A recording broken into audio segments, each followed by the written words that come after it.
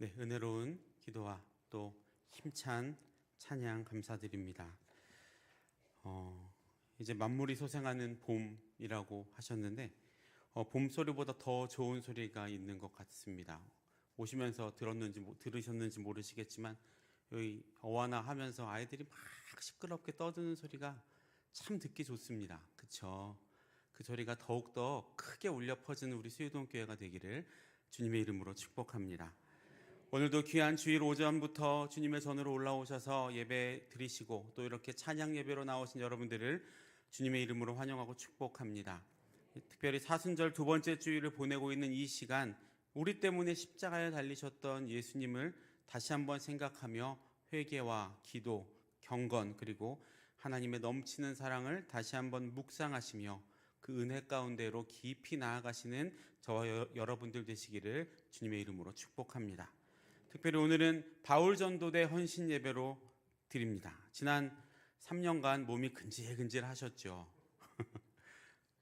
교회가 가지고 있는 많은 사명 중에 특별히 이 전도는 참 귀중하고 중요한 사명임에 틀림이 없습니다. 그런데 이 코로나가 시작되면서 아마도 가장 먼저 멈추게 된 것이 이 전도가 아닐까 생각을 해봅니다. 하지만 뭐든지 시작이 있으면 끝이 있듯이 길고 길었던 이 코로나도 점점 우리에게 일상화가 되어가고 있습니다. 뉴스를 보니까 이제 곧 남아있는 모든 방역 규제들도 다 해제하려고 하는 움직임들이 있다고 합니다. 코로나 확진자들 7일 동안 격리하는 것도 이제는 없어지고 또 필수적으로 마스크를 착용해야 하는 곳에서도 이제 마스크를 벗어도 되는 그런 것들을 논의하려고 한다고 합니다. 그러면 이제 우리는 하나님 앞에서 핑계거리가 사라집니다. 이제 코로나 때문에 못했어요. 마스크 때문에 못해요. 이런 핑계가 이제 완전히 사라진다는 거죠. 이제는 우리가 다시 나아가야 할 때인 줄로 믿습니다. 지금까지는 우리가 이렇게 어렵게 모여서 우리의 신앙을 잘 지키고 있었다면 이제는 우리가 이 지켜온 신앙을 가지고 밖으로 힘차게 오늘 찬양하시는 것처럼 전하고 기도하면서 힘차게 밖으로 나아가셔야 할 줄로 믿습니다. 오늘 이 바울 전도대 헌신 예배에서 우리가 헌신이라고 이야기를 하는데 바울 전도대 헌신 예배면 저는 누가 헌신 예배의 주관이 되어야 하나라고 생각을 해봤습니다.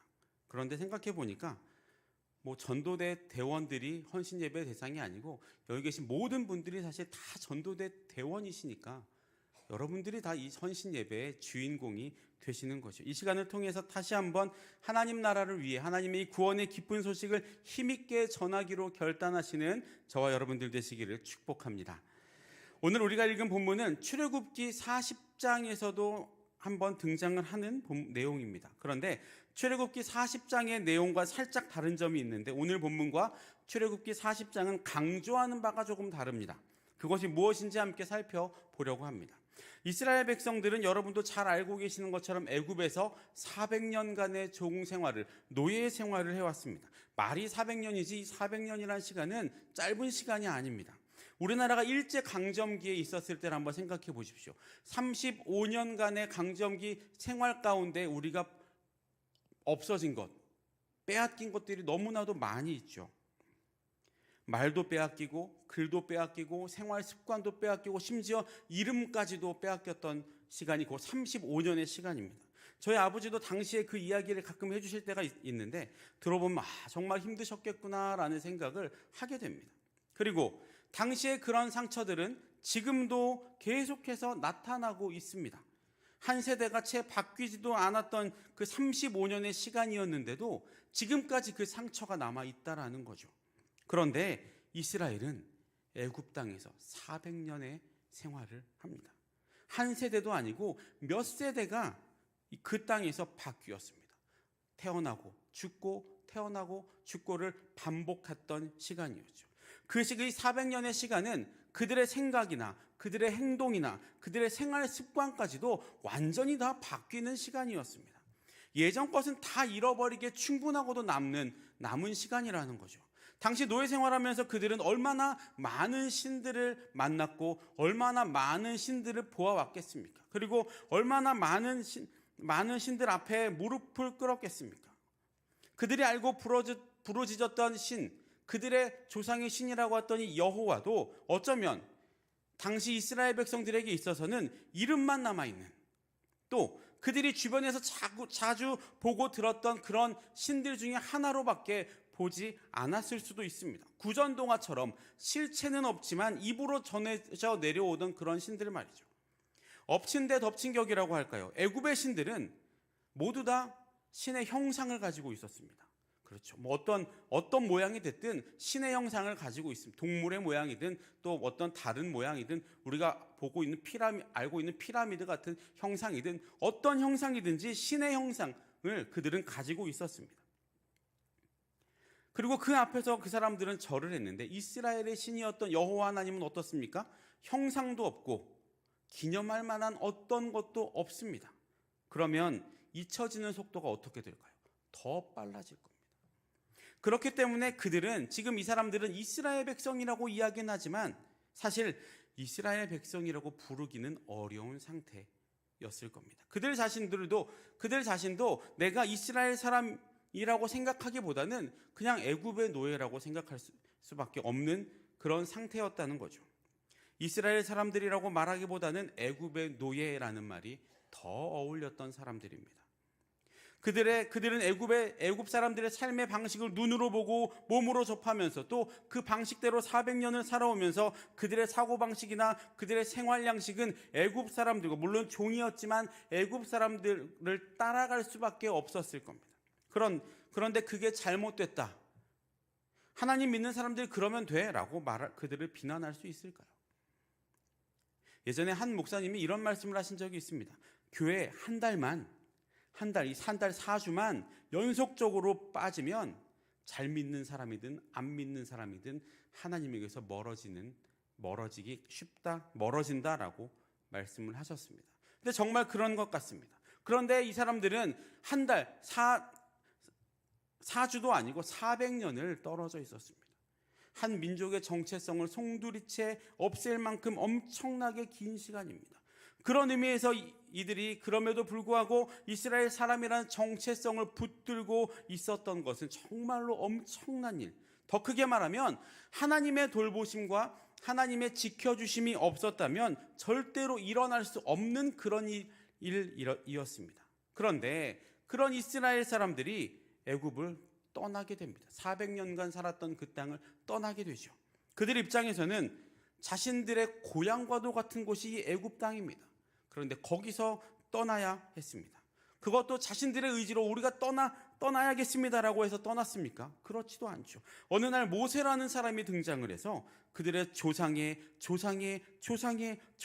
신, 정확한 실체도 볼 수 없는 여호와라는 그 존재가 그들을 인도한다고 말하며, 그리고 그렇게 애굽을 나오면 노예가 아니라 자유자가 된다고 말하면서 모세를 통해 모세의 그것에 앞서서 함께 이끌고 나왔습니다.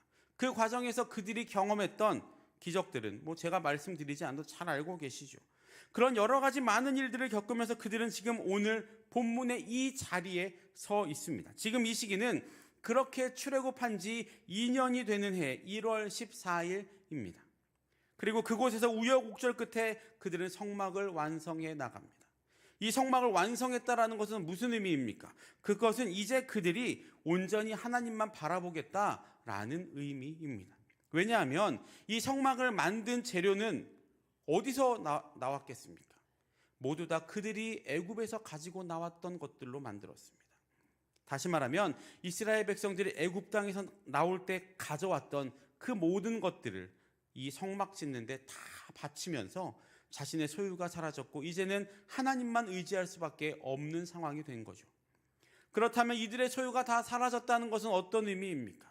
그들이 빈털터리가 되었다는 의미일 수도 있지만 더 나아가서는 그들이 의지하고 그들이 믿고 있었던 세상 것들이 완전히 사라졌다라는 의미로 볼 수 있습니다.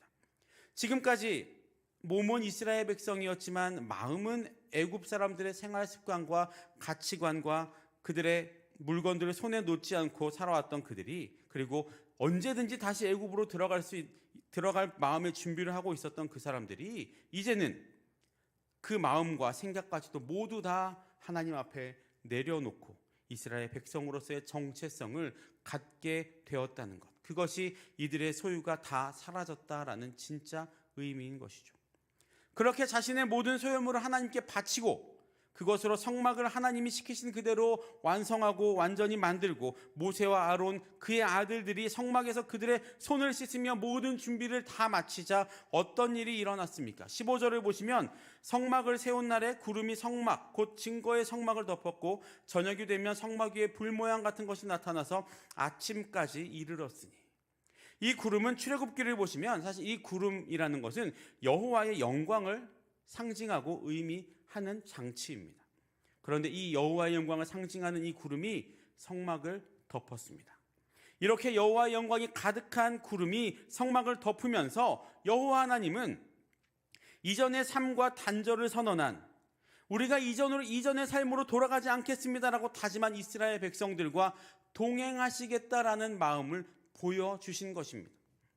사실 구름이 성막 위에 덮이기 전에도 하나님은 여전히 그들과 더불어 함께 하셨고 그들의 삶 중심에서 그들을 통치하신 것은 사실입니다. 하지만 성막을 세운 후에 구름이라는 눈에 보이는 현상으로 정말 이스라엘 백성들이 그렇게 원했던 것이죠. 눈에 보이는 하나님의 어떤 영광, 그것을 보여주심으로 인해 이스라엘 백성들로 하여금 더욱더 확신에 찬 신앙을 갖게 만들어 주셨다라는 겁니다. 물론 광야 생활을 하다 보면 이 구름이나 안개 이런 현상들은 자주 일어납니다. 그렇기 때문에 이 구름이라는 것은 그렇게 특별한 것은 아닙니다. 하지만 본문을 보시면 이 구름은 자연현상적으로 만들어지는 구름과는 좀 달랐습니다. 16절에도 나타나 있지만 이것은 낮에는 구름, 밤에는 불 모양 같은 것으로 이스라엘 백성들과 함께 있었습니다. 자신의 백성과 동행하시기로 하신 하나님의 결단과 사랑의 모습이 바로 이 낮의 구름과 밤의 불인 것입니다. 이 구름과 불은 지금도 우리의 발걸음을 인도하고 계심을 믿으시기를 축복합니다. 이스라엘 백성들의 삶의 방식은 이전에 그들이 추구하던 삶의 방식과는 완전히 다른 방식이 되었습니다. 노예의 삶은 어떻습니까? 수동적인 삶이죠. 시키는 일만 하는 삶입니다. 그리고 시키지 않으면 어떻게 해서든 안 하려고 하는 것이 노예의 삶입니다. 주인이 시키는 일만 합니다. 스스로 생각해서 일하는 삶이 아니라 그저 시키면 하는 사람들이죠. 하지만 이제 이스라엘 백성들은 자신들의 선택으로 능동적인 모습으로 하나님을 선택하고 자신의 길들을 하나님께 맡기기 시작한 겁니다. 그들의 모습이 17절에서는 이렇게 기록이 됩니다.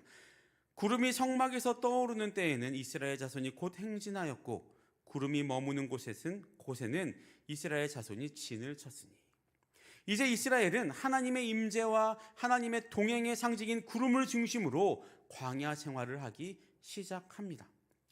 따라서 구름이 지시하지 않은 때에는 스스로 판단하여 섣부른 행동을 하지 않았습니다. 다시 말하면 그들의 행동은 전적으로 구름의 인도에 의존했다라는 겁니다.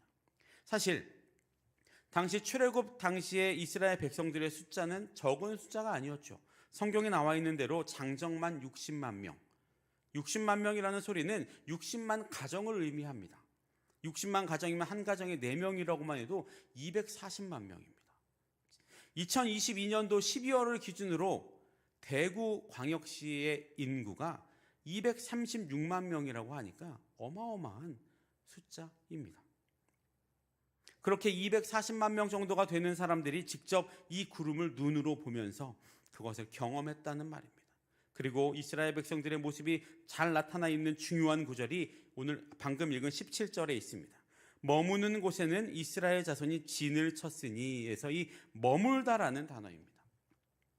이 머물다라는 단어를 조금 살펴볼 필요가 있는데, 이 단어는 히브리어 원어로 보면 자리 잡다라는 뜻으로 볼 수 있습니다. 이 말은 이 구름이 이 15절에서처럼 성막이 쳐진 곳에 내려앉아 덮이는 모습이라기보다는 성막이 쳐져야 할 곳에 먼저 미리 구름이 도착을 해서 자리를 잡아 내려앉는 것을 의미합니다. 구름이 먼저 도착하고 그 자리에 성막이 세워졌다라는 의미죠. 다시 말하면 처음에 성막이 완성되었을 때는 구름이 성막이 완성된 후에 구름이 올라왔는데 그 구름이 이제는 먼저 움직여서 성막을 만들 자리에 멈춰주면 그 자리에 이스라엘 백성들이 성막을 만들게 된 겁니다. 그리고 18절 이후부터는 움직임의 순서가 완전히 달라집니다. 이스라엘은 이제 구름의 움직임에 따라 움직였고 구름이 멈추면 멈췄습니다. 이 구름은 이후에 보시면 일정 기간을 움직이고 멈추고를 반복한 것이 아니라 사람이 보기엔 아주 불규칙하게 움직였습니다. 19절에서 볼 수 있는 것처럼 성막 위에 머무는 날이 오래 있을 때도 있었고 20절에서 볼 수 있는 대로 머무는 날이 적을 때도 있었습니다. 심지어 21절에서는 하루 만에 또 움직일 때도 있었습니다. 그런가 보다 뭐 할 수 있겠지만 여러분 한번 생각해 보십시오. 200만 명 이상이 되는 사람들이 짐을 풀었다가 짐을 쌓고 또 풀었다가 쌓고 하는 것이 쉬운 일입니까?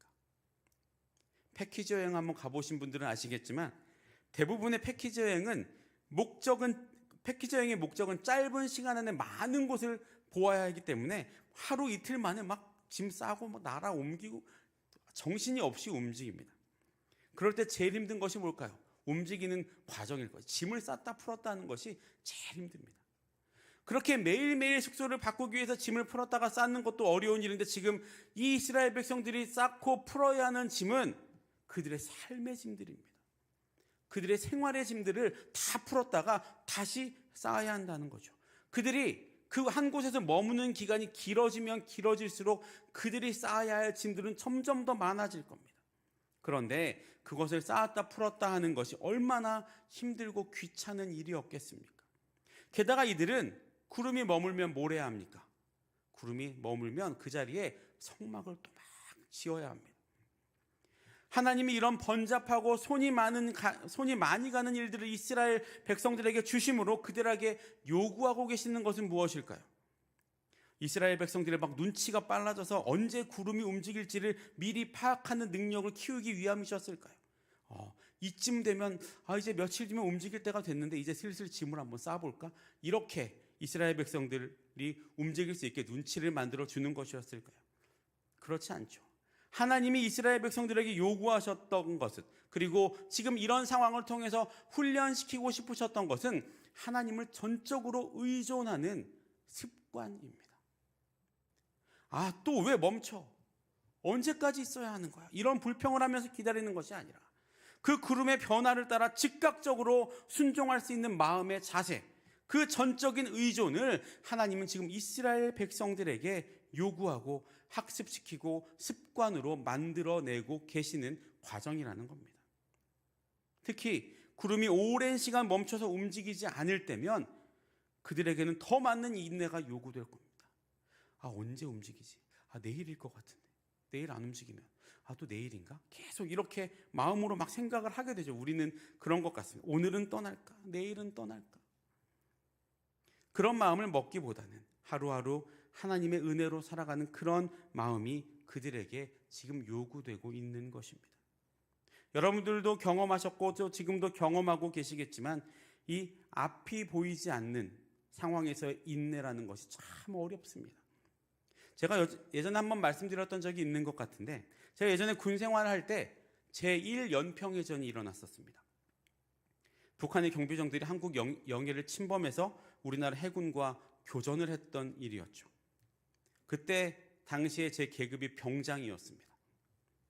그리고 저희 부대는 당시 밖에서 야외 훈련을 하고 있었던 중이었습니다. 그 야외 훈련을 마치고 텐트에서 이제 이렇게 쉬고 있는데 갑자기 부대 복귀 명령이 떨어졌습니다. 30km를 막 걸어서 갔던 그곳에서 막 차를 태워서 막 보내는 겁니다. 신났다고 다 차를 타고 돌아왔더니 비상이 걸려 있는 겁니다. 그래서 돌아와서 제가 그때 근무하던 곳이 인천이었으니까 아마 더 심각했었죠. 돌아왔더니 모든 부대는 쉬지도 못하고 그 자리에서 군복을 착용하고 총도 들고 전투모도 쓴 상태, 철모도 쓴 상태에서 5분 대기에 들어가기 시작했습니다. 전투화도 벗지 못했고 총은 몸에 지니고 다녔고 잠을 잘 때도 신을 벗지 못했고 밥 먹을 때도 총은 들고 있어야 했습니다. 각자 짬이 있을 때는 유서도 썼습니다. 그때 가장 힘들었던 것은 잠을 못 자는 것도 아니고 편하게 씻지 못하는 것도 아니고 옷을 못 갈아입는 것도 아니었습니다. 제일 힘들었던 것은 도대체 이 상황이 언제 끝날까? 마음으로는 전쟁을 할 거면 빨리 하던가, 힘들어 죽겠다, 이런 마음들이 막 우리 병사들에게 생겨나기 시작했습니다. 앞이 보이지 않는 상황에서 그 기다림이라는 것은 참 어렵다라는 것을 그때 한번 깨달았던 것 같습니다. 여러분, 오늘 본문에서 가장 많이 나오는 문장이 뭔지 혹시 읽으면서 느끼셨습니까? 오늘 설교 제목이기도 한 여호와의 명령을 따라. 이 말이 제일 많이, 오늘 본문에 제일 많이 등장을 합니다.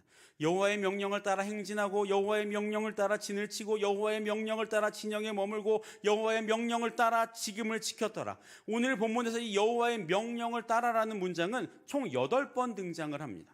그것을 통해서 우리는 하나님께서 이스라엘 백성들에게 왜 이렇게 구름을 따라 움직이게 하셨는지를 알 수 있습니다.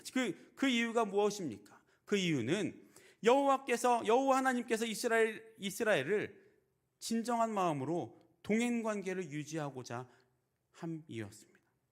명령을 따른다, 그리고 동행이라는 말이 좀 어울리지 않는 말이죠. 명령을 따른다는 말은 왠지 강압적이고 수동적인 분위기라면, 동행이라는 말은 능동적이고 부드러운 단어죠. 하지만 어울리지 않는 것 같은 이 상황, 명령을 따르며 동행하는 이 상황으로 하나님이 이끄신 이유는 이스라엘 백성들이 가지고 있었던 그 옛 습관 때문이었습니다. 그들이 400년 동안 노예 생활하면서 자신들도 모르게 몸속에 가지고 있었던 그들의 삶의 방식과 생활 습관, 또 사고방식들, 그런 것들은 하나님과 온전한 동행을 하는데 장애물이 될 수밖에 없었습니다. 물론 그들이 결단하고 하나님을 따르겠다고 자신의 모든 것들을 스스로 내려놓았지만, 여러분, 400년 동안 몸에 배어있는, 대대로 내려와서 배어있는 그 습관들이 한 번에 해결될 수가 없습니다. 다시 돌아가려고 하는 본능들이 우리에게 있죠. 그것을 보통 우리는 회귀 본능이라고 합니다. 술, 담배를 끊은 사람들 한번 보십시오. 아무리 오래 끊었다 하더라도 자꾸 생각이 난다고 합니다. 그리고 자신이 감당하기 어려운 일, 감당하기 어려운 스트레스가 생기면 자신도 모르게 다시 그 예전에 했던, 내가 버렸던 그 습관에 손을 대기 시작합니다. 다시 옛 습관으로 돌아가는 것. 다이어트 하는 사람들도 그렇죠. 힘들게 막 다 살을 빼도 한순간에 유혹을 이기지 못해요. 다시 원래대로, 때로는 예전보다 더 뚱뚱해지기도 합니다. 우리의 연약함입니다. 이스라엘도 우리와 다를 바 없는 연약한 존재였습니다. 그래서 하나님은 이스라엘 백성들의 이 회귀 본능까지도 해결해 주시고자 하셨습니다. 어떠한 상황에서도 다시 옛날로 돌아가지 않고 하나님 의지하는 사람들로 말이죠. 우리가 가지고 있는 나쁜 습관들을 해결할 수 있는 가장 좋은 방법은 삶의 패턴을 바꾸는 겁니다. 내가 살아가던 그 삶의 패턴을 이전과는 완전히 다르게 하는 것, 그것이 내가 가지고 있는 나쁜 습관들에게서 벗어날 수 있는 가장 좋은 방법이죠. 삶의 패턴을 동일하게 두면 잠깐은 변화되지만 다시 원래대로 돌아옵니다. 우리가 술, 담배를 끊었다고 하면 그 예전에 술, 담배 같이 했던 사람들과의 만남을 조금 자제하는 것이, 그리고 우리가 살을 빼려고 노력을 했다면 그때 그렇게 맛있게 먹었던 것들을 조금 멀리하려고 하는, 야식을 먹지 않기 위해서 밤에 일찍 자려고 하는 어떤 그런 삶의 패턴들의 변화가 필요하다라는 거죠. 우리와 하나님과의 관계에서도 마찬가지입니다. 옛 습관이 있으면 하나님과의 온전한 동행을 하는 것이 어렵습니다. 불가능합니다. 그래서 에베소서에서 사도 바울이 이렇게 얘기하죠.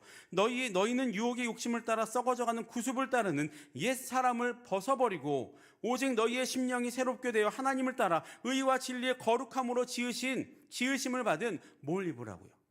새 사람을 입으라 라고 사도 바울이 이야기한 겁니다.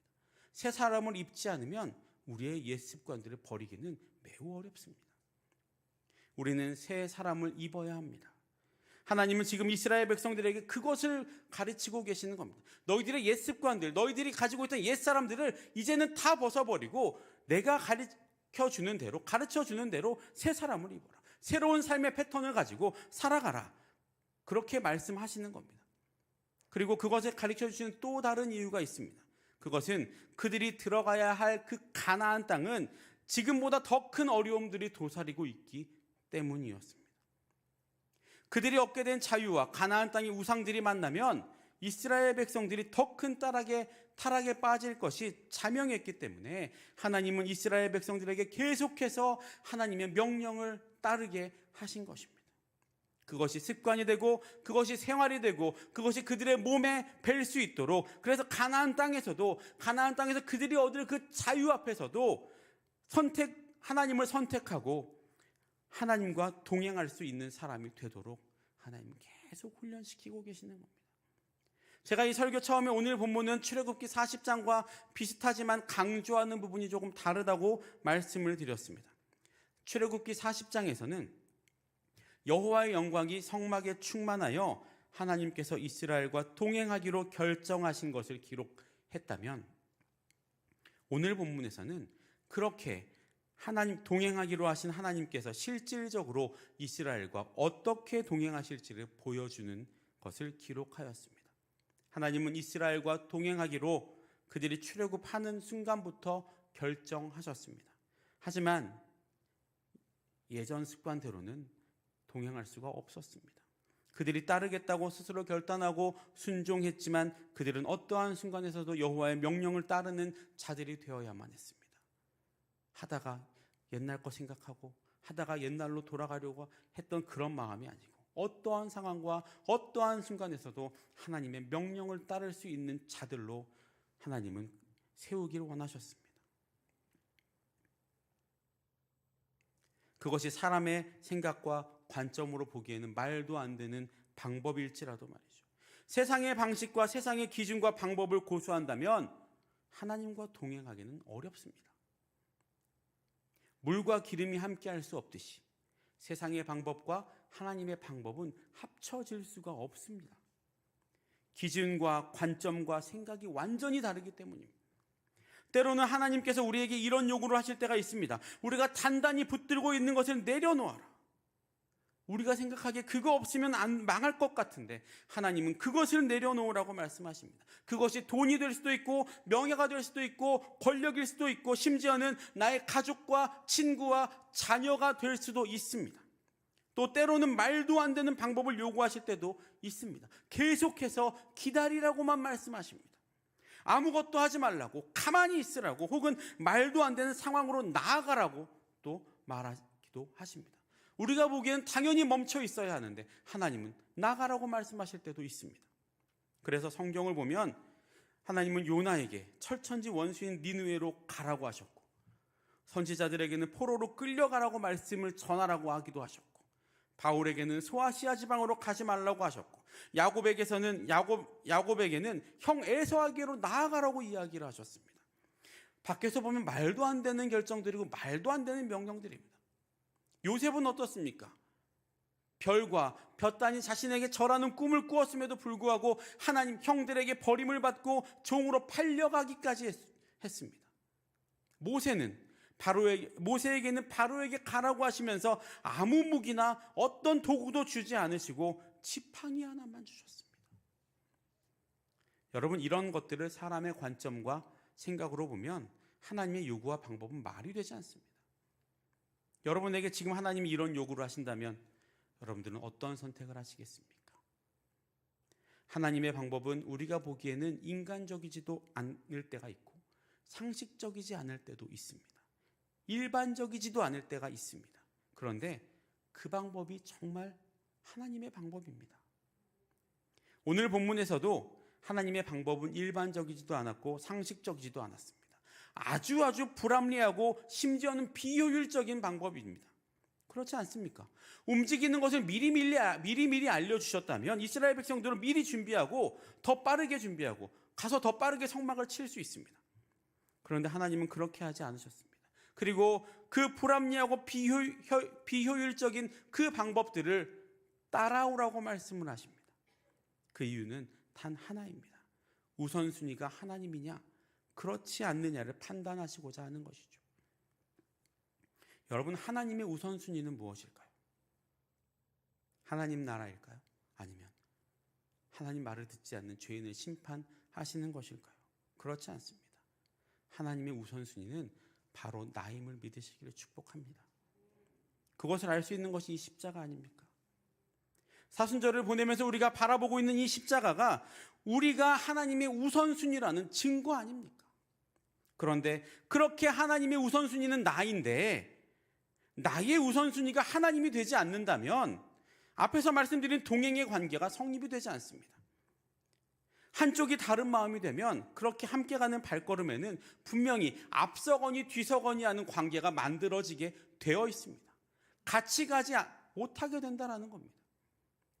동행이 되려면 서로가 서로에게 우선순위가 되어야 합니다.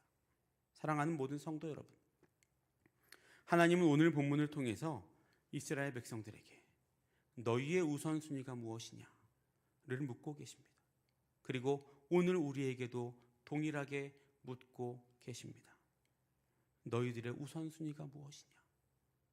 우리는 이 질문에 어떻게 대답을 할 수 있습니까?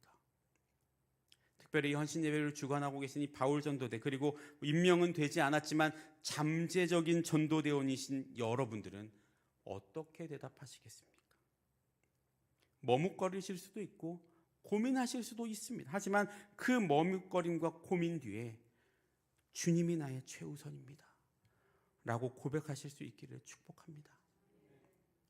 하나님이 우리의 우선순위가 될 때 우리는 하나님이 우리에게 허락하신 모든 것을 얻을 수가 있습니다.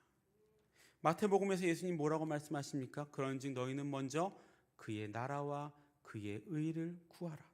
그리하면 이 모든 것을 너희에게 더하시리라. 믿으십니까?